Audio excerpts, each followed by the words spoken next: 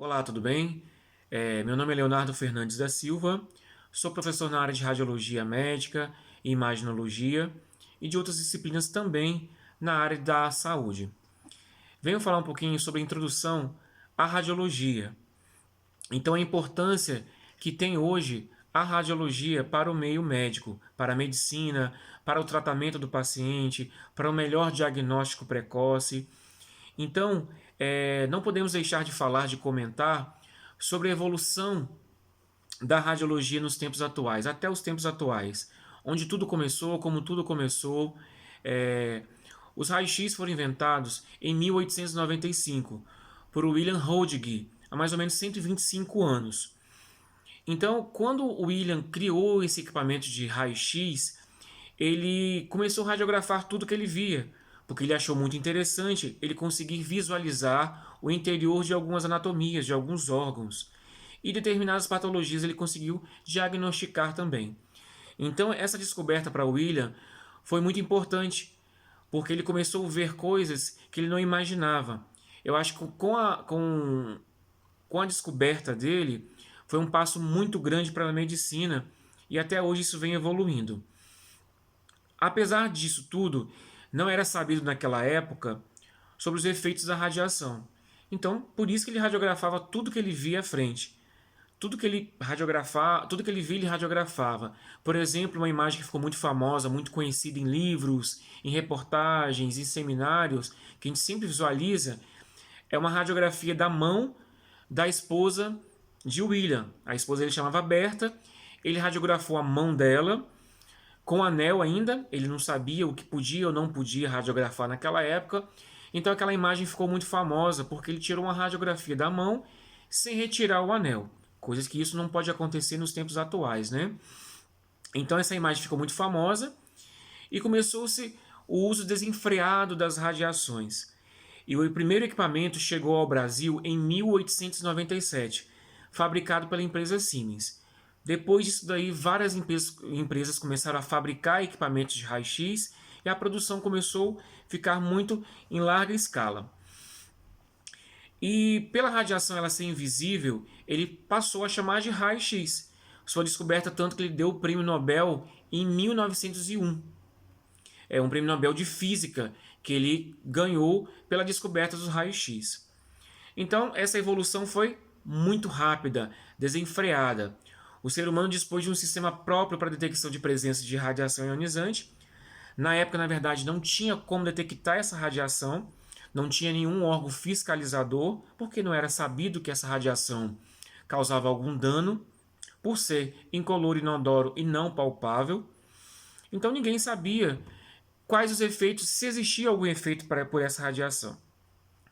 A radiação ionizante é capaz de produzir alterações no núcleo celular, ela transfere energia, né, para o meu núcleo celular, podendo causar alguma patologia, ou alguma mutação genética, alguns efeitos colaterais. Isso vai depender muito da quantidade e o tempo de exposição que a pessoa for exposta a determinado núcleo, determinada radiação.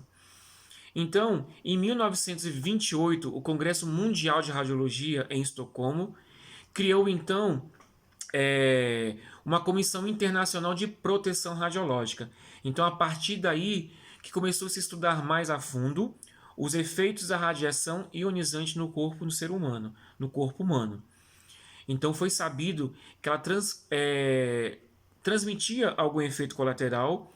Eu conseguia visualizar patologias e mutações genéticas por alta exposição, por tempo de exposição a esse tipo de radiação. Então foi se estudando mais a fundo e foi descoberto realmente que a radiação tinha efeitos colaterais, sim. Então a partir dessa época que começou um estudo mais avançado e as proteções radiológicas. E não parou por aí. Logo em seguida veio a fabricação e o invento pela produção da radiação também, que é o equipamento de tomografia computadorizada. Nada mais é que um equipamento de raio-x acoplado a um computador. Isso foi em 1970 por Rosenfield. Ele desenvolveu essa tomografia.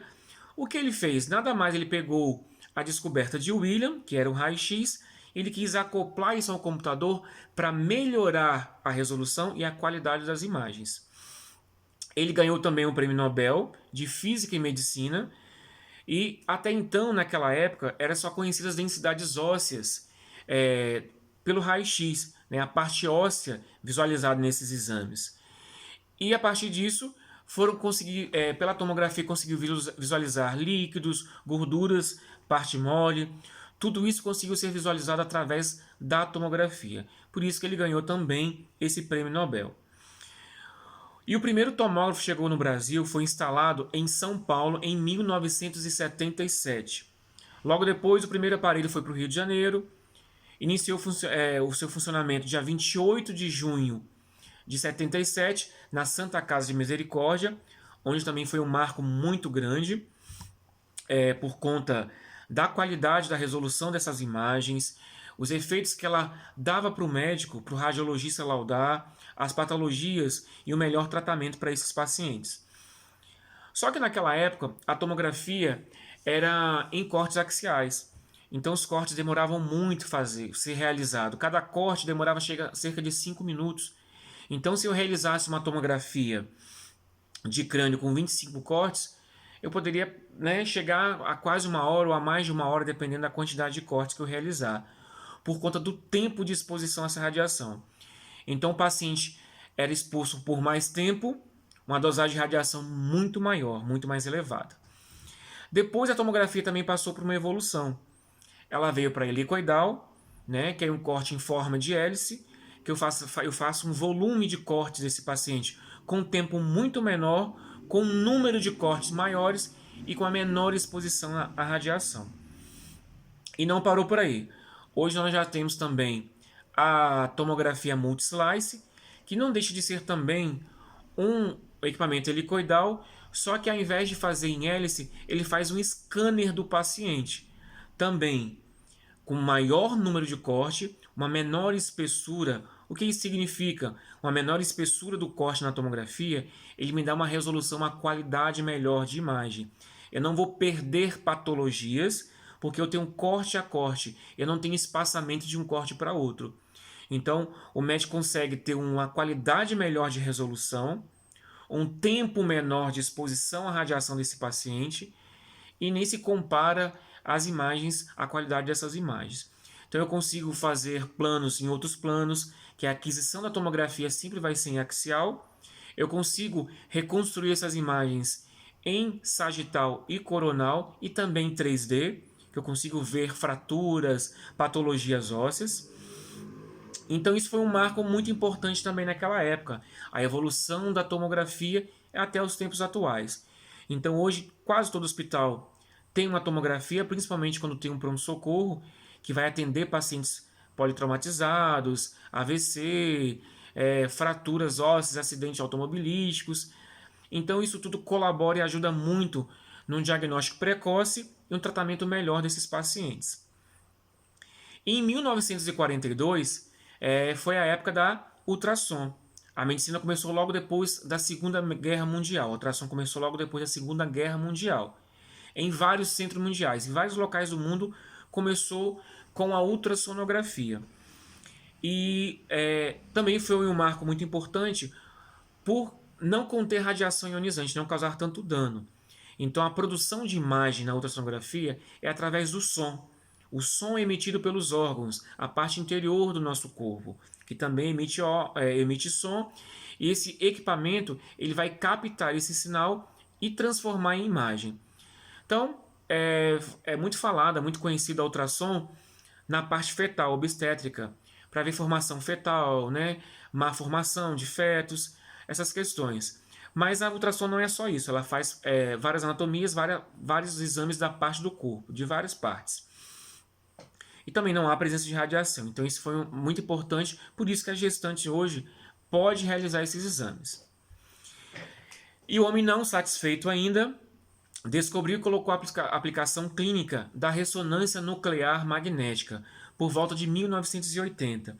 Então a ressonância, de todas as modalidades, é uma das mais recentes, uma das mais novas. Então tem basicamente 20 anos que a ressonância foi descoberta e ela cresceu muito rápido, a sua evolução foi muito rápida até nos tempos de hoje, até nos tempos atuais. Então, a ressonância, como ela funciona? Ela não existe radiação ionizante, existe sim uma radiação, mas é uma radiação eletromagnética. Então não é a radiação que tem o poder de causar dano celular. Ela não penetra o núcleo celular, causando mutações genéticas. Então há uma interação dos prótons de hidrogênio, que em presença de um campo magnético vai se excitar, o magneto vai excitar esses prótons de hidrogênio em sua direção, e por ondas de radiofrequência eu consigo captar esse sinal do interior celular, dos núcleos celulares, e transcrever isso também em forma de imagem. Então a física da ressonância é muito interessante e é muito complexa. Então precisaria de uma aula mais aprofundada, né, com física da ressonância, para entender melhor essa produção de imagem. É muito importante, né, que a gente aprenda isso, a gente entenda isso, como é criado a imagem também de ressonância, apesar de não existir radiação ionizante. Mas existem alguns cuidados, né, alguns perigos que a ressonância tem, que a gente tem que estudar isso a fundo também. Então, nos tempos atuais hoje, existem vários equipamentos, várias modalidades da radiologia, que a evolução, então se olhar no próximo mês, já existe uma nova evolução. A radiação, a radiologia em si hoje, ela cresce muito rápido. Então, cabe nós profissionais nos capacitarmos e aprender e acompanhar essa evolução, para a gente não ser atropelado e ficar para trás. Então, hoje o exame prega o quê? Qualidade nas imagens, rapidez, né, na realização desses exames, conforto ao paciente. Eu preciso que meu paciente fique confortável para conseguir realizar um bom exame, para ter uma boa qualidade, sem artefatos de movimento. Eu preciso ter detalhamento e confiabilidade pelos médicos. Porque quanto mais fino um corte, quanto mais qualidade eu tiver a imagem, mais resolução eu tenho. Então mais patologia eu consigo demonstrar numa imagem de boa qualidade. Então a tecnologia só veio trazer benefícios para a medicina hoje.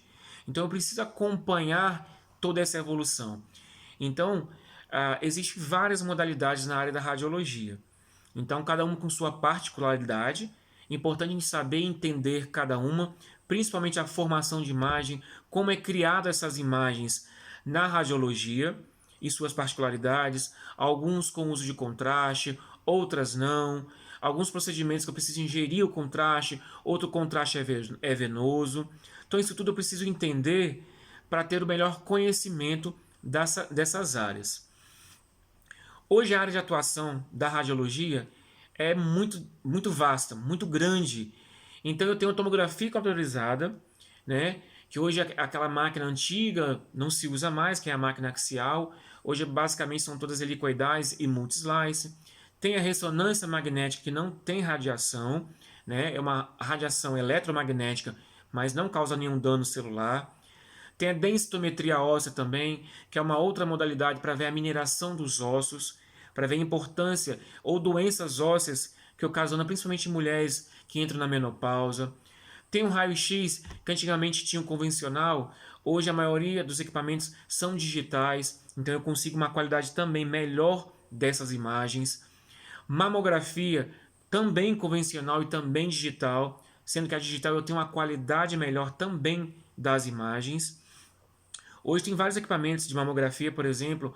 Já existem mamografias que quase não comprimem mais as mamas. Eu consigo realizar um exame em 3D dessas mamas sem comprimir tanto a mama. Então isso traz o quê? Um conforto maior a esses pacientes. Aí tem a hemodinâmica, que faz exames cardíacos. Tem a radioterapia, que trata pacientes com câncer também com o uso da radiação.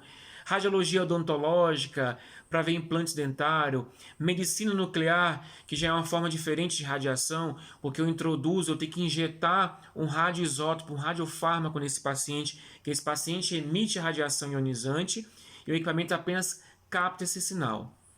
Então, é muito grande, é muitas modalidades e muitos cuidados que eu preciso ter com esses tipos de equipamentos. Então, futuramente, né, se Deus me permitir, gostaria de compartilhar com vocês, né, a particularidade de cada exame desse, falar um pouquinho da importância de cada um, para que serve cada um. E espero que eu tenha ajudado, né, nesse pouco tempo que eu falei com vocês sobre essa introdução à radiação, à radiologia.